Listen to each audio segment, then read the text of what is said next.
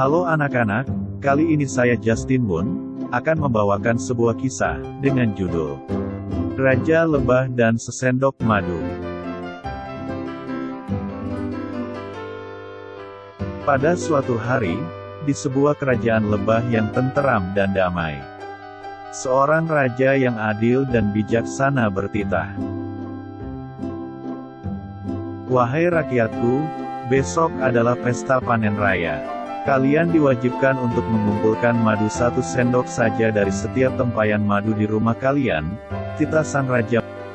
Dengan perintah raja, rakyat lebah pun langsung pulang ke rumah masing-masing untuk mengambil sesendok madu.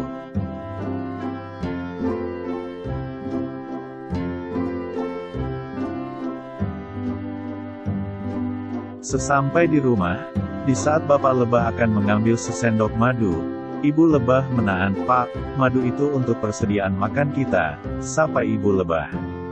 "Tapi Bu, raja kita kan hanya meminta 1 sendok saja bukannya 1 tempayan," jawab bapak lebah. "Nanti kita harus membawa apa ke tempat pengumpulan madu?" tanya bapak lebah. "Bagaimana kalau madu itu kita ganti dengan sesendok air? Pasti tidak akan ada yang tahu," usul ibu lebah. Akhirnya bapak lebah mengikuti usulan ibu lebah walau sempat ragu dan takut terlihat.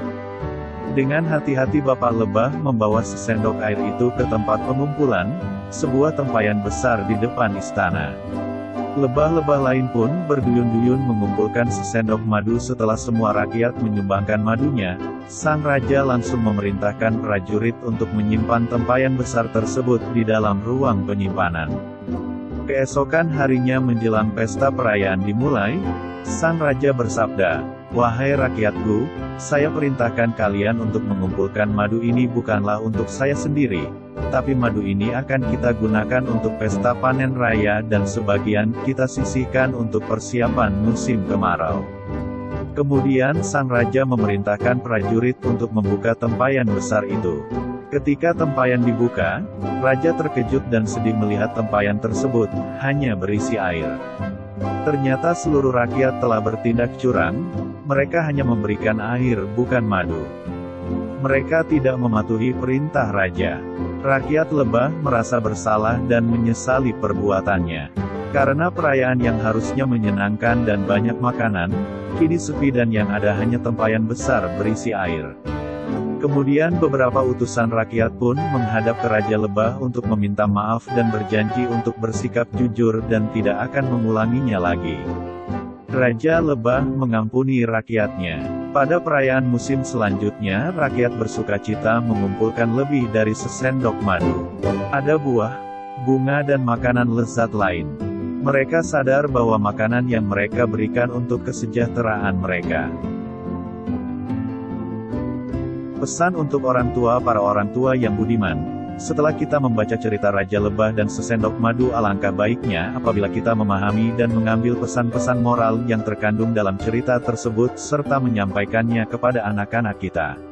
Ada beberapa nilai moral yang dapat kita ambil dari cerita Raja Lebah dan Sesendok Madu. Nilai-nilai moral tersebut antara lain kejujuran dan kepatuhan. Cerita tersebut mengisahkan rakyat yang bersikap tidak jujur dan tidak patuh dalam menjalankan perintah raja.